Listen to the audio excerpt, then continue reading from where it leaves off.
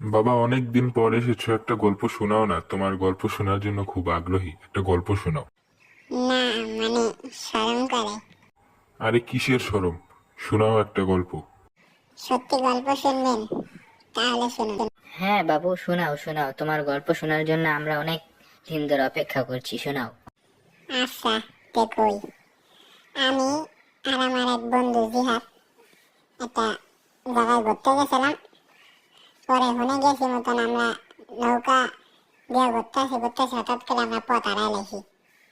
এখন পথ হারাই লাইছি, পরে এক দ্বীপে যায় পৌঁছাইছি।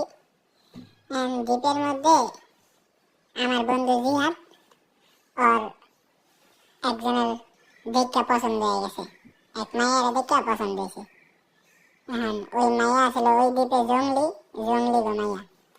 এখন ওই জঙ্গলি যে রাজা, ওর খবর পাইছে যে ওর মায়ার প্রেমে বসছে।